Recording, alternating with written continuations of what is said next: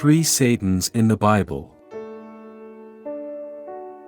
Satan is a Hebrew language word whose literal meaning is adversary or accuser. The first time, it appeared in Judaism's sacred scripture called Tanakh. It is also called the Old Testament in the Bible. Satan's existence could not be traced back to, or before Judaism. It is also non-existent in other religions around the world, except Christianity and Islam.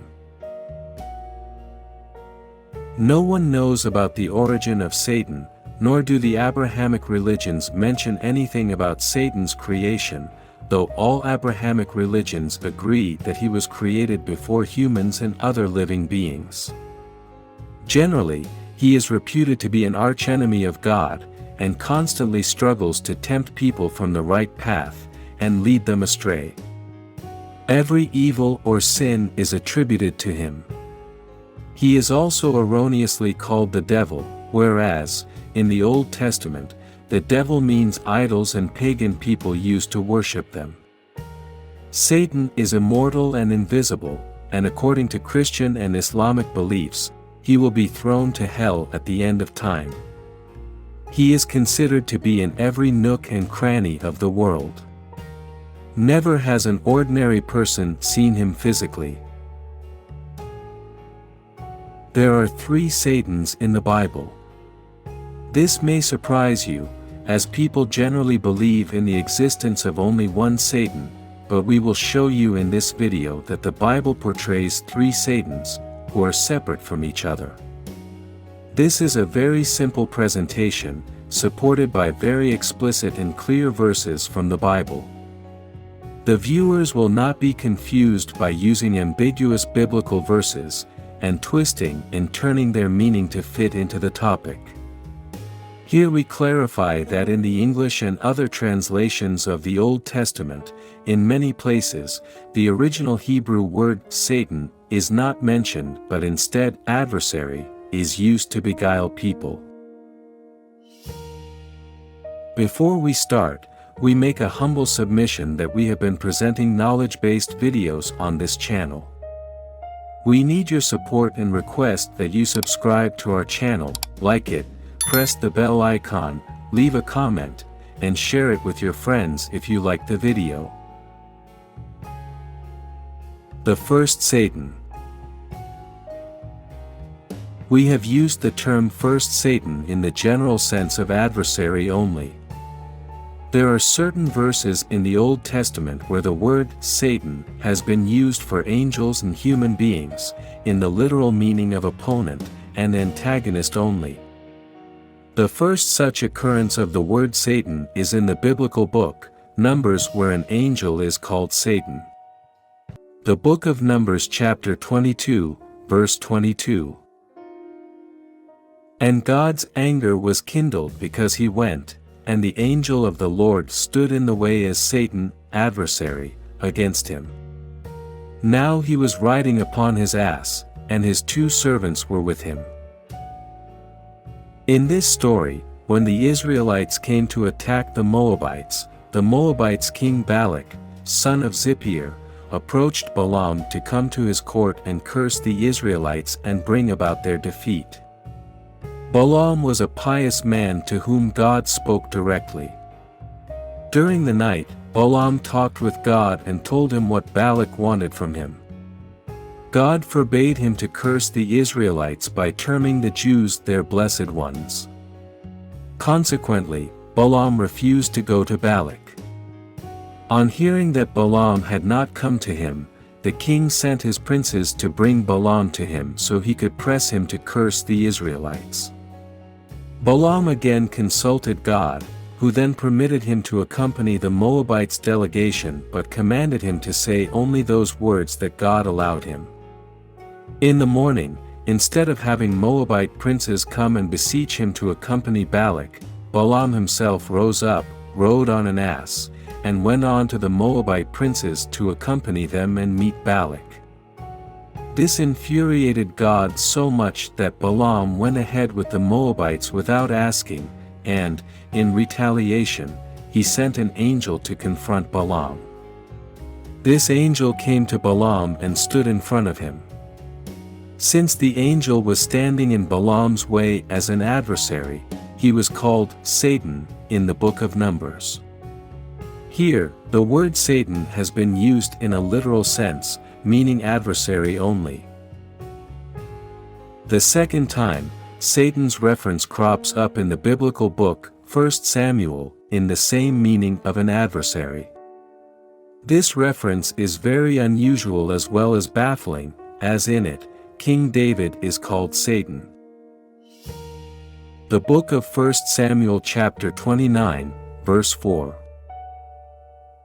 And the princes of the Philistines were wroth with him, and the princes of the Philistines said unto him, Make this fellow return, that he may go again to his place which thou hast appointed him, and let him not go down with us to battle, lest in the battle he be Satan, adversary, to us, for wherewith should he reconcile himself unto his master? Should it not be with the heads of these men? Saul, the first king of Israel, feared that God would replace him with David, so he tried to kill him several times. David fled from Israel to save himself from Saul, and took shelter in the Philistines' land, as Israelites could not enter there, since both were arch-enemies and at constant war with each other. David took shelter with Achish, king of Gath, and used to live in his territory with his men. After a while, a war broke out between the Israelites and the Philistines. King Achish joined other Philistines to fight against the Israelites, and David, being his guest, also offered to fight by their side with his 600 men. When the princes of the Philistines saw David and all his Israeli men, they vehemently objected to the latter's participation in the war and feared that during the war David and his men might join with the Israelites and instead fight against them as adversaries. In the Old Testament, a mighty king of the Jews is called Satan, an adversary, because he was from another camp, and the Philistines feared he might turn against them in the heat of war. The other such references to Satan have been given in the biblical book, 1 Kings, and here Satan simply means a human adversary or enemy of King Solomon. The following three references to Satan are in the Old Testament. The book of 1 Kings, chapter 11, verse 14. And the Lord stirred up a Satan, adversary, unto Solomon, Hadad the Edomite, he was of the king's seed in Edom. The book of 1 Kings, chapter 11, verse 23. And God stirred him up another Satan, adversary, Rezon the son of Eliada, which fled from his lord Hadadezer king of Zobah. The book of 1 Kings, chapter 11, verse 25. And he was Satan to Israel all the days of Solomon, besides the mischief that Hadad did, and he abhorred Israel, and reigned over Syria. The first reference to Satan is related to a person named Hadad, who was the son of the king of Edom, and had fled to Egypt when he was still a child, after King David's commander Joab had killed every male in Edom. He grew up in Egypt, and Pharaoh gave him Queen Tahpenes' sister as his wife. The second and third references are related to Rezon, the son of Eliada, who was pushed out of lands in the Zobah area that had been under his control, and after he lost the area, he fled to Damascus and reigned there. God raised both Hadad and Rezon as King Solomon's adversaries to punish him for his religious transgressions, and for adopting heathen practices in his kingdom, especially in Jerusalem. His few wives were from non-Israelite nations like the Zidonians, Ammonites, and Moabites, who followed pagan religions, and worshipped idols. King Solomon went after their religious practices, and prayed before the Zidonians' goddess Ashtoreth, and the Ammonites' deity Milcom. King Solomon also built the temples for the Moabites' deity Chemosh, and the Ammonites' deity Molech. Thus God was very annoyed, and in order to punish King Solomon, he raised enemies for him in the persons of Hadad, Rezin, and Jeroboam. The second Satan is the angelic Satan. The second Satan in the Old Testament is a celestial being, but an angelic one. Contrary to the general perception that Satan is evil from the beginning of the world and life, the Old Testament does not narrate any instance that can suggest that he is the antagonist of God, or that he is an evil and condemned being. In the Old Testament, Satan is not a maleficent entity, but rather a higher-ranking angelic figure that attends the court of God and converses with him directly. It may sound puzzling, but it is the religious position of Satan in the sacred religious scripture of Judaism. In the Old Testament, angelic Satan has been mentioned in the following roles. First, overseer of the deeds of people, or in the role of adversary who watches people's actions in the world. Second, accuser who attends the court of God and highlights the sins of the people. Satan as a real and living figure has not been mentioned in any of the first 5 books of the Old Testament, which are collectively called Torah, or Pentateuch, the 5 books of Moses, though these books cover all major events of Judaism, from the creation of the universe and life, the story of Adam and Eve, Cain and Abel, Noah's flood, the life of Abraham and his generations, the destruction of Sodom, and Moses' period in Egypt till his death. These events mention every sin, chaos, disorder, murder, and disobedience of God and consequently his retribution, but nowhere in these major events, not even once, has Satan's involvement been mentioned. Here a question arises: if Satan was not responsible for such a wide range of evils, sins, mischiefs, and wrongdoings from Adam to Moses, then how is he held responsible for such acts today? Various verses in the Old Testament make it abundantly clear that he is not an adversary to God or against him in any way. He always works within the parameters set by God, and there is not a single instance in the Old Testament where he crosses such a limit. Satan's angelic role has been depicted in the book of Job, where Satan visits the court of God. This is a very strange reference, as here Satan is not introduced as an evil personality, nor an accursed being as perceived generally in the Abrahamic religions, but as a reverent one who attends the court of God. The book of Job, chapter 1, verse 6. Now there was a day when the sons of God came to present themselves before the Lord, and Satan came also among them. This verse of the book of Job in the Old Testament presents a new but opposite dimension to the centuries-old debate about Satan, in which he is condemned for being opposed to God. This verse reveals the relationship of Satan with God, and is a part of the Old Testament. Thus, it bears the sanctity of Judaism as well as Christianity's religious scriptures. The subsequent verses disclose the work of Satan as entrusted to him by God himself. These are very clear verses that divulge Satan's assigned task, which is in stark contradiction to the general perception that he is an evil persona. These verses depict a dialogue between God and Satan. The book of Job, chapter 1, verses 7 and 8. And the Lord said unto Satan, From whence comest thou? Then Satan answered the Lord and said, From going to and fro on the earth, and from walking up and down upon it. And the Lord said unto Satan, Hast thou considered my servant Job, that there is none like him on the earth, a perfect and an upright man, one that feareth God, and escheweth evil? These two verses exhibit Satan's holding a very important position in the court of God when God asks him where he has been, and Satan replies, "From going and fro on the earth and from walking up and down upon it." It means Satan regularly shuttles between earth and heaven. Then God spells out his assigned work when he inquires about Job and opines that Job is a pious and upright person who fears God and shuns evil.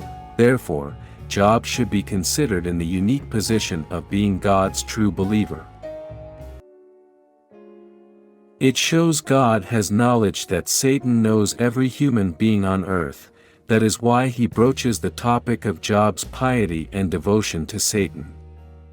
With God such a positive opinion about Job, Satan does not show any ignorance about Job, and talks with God in a manner that conveys the impression that he already knows Job, and that he is under his constant watch.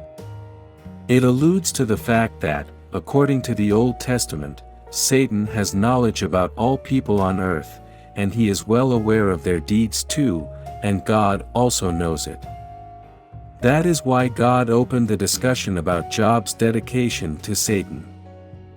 In the story of Job, he is a very rich but upright and pious person, and he always prays to God to express his gratitude for giving him family, prosperity, and immense wealth.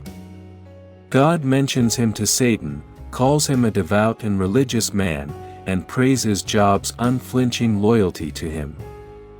Satan differs from God's opinion and says that Job is a devout and pious man because God has given him every material wealth. If God were to take away all his wealth and riches, then Job would not be grateful to him, and instead, he would curse God. To see who is correct, God allows Satan to test Job by taking away all his family, pastures, wealth, riches, and health. Thus, as per his mandate given by God, Satan visits Job and, by using his celestial powers, manages to take away all of Job's wealth, children, health, etc., but still Job is loyal to God. In Job's story, there is not a single instance in which Satan crosses his boundary as drawn out by God, or plays foul in his effort to bend Job's unwavering loyalty to God. Satan as an accuser. In Job's story, Satan is shown as a very responsible, God-abiding, and higher celestial being who works within the limits laid down by God. In the entire Old Testament, it has not been shown even once that Satan violates any of God's commands or breaks his trust. In the Old Testament, besides acting as an adversary, Satan also acts as an accuser in the court of God, where he is required to highlight every person's worldly actions and deeds, to determine whether he was a God-fearing man, or whether that person flouted God's commands, and indulged in worldly vices. This viewpoint is reinforced without any iota of doubt in chapter 3 of the book of Zechariah, where Satan is supposed to prosecute the Messiah.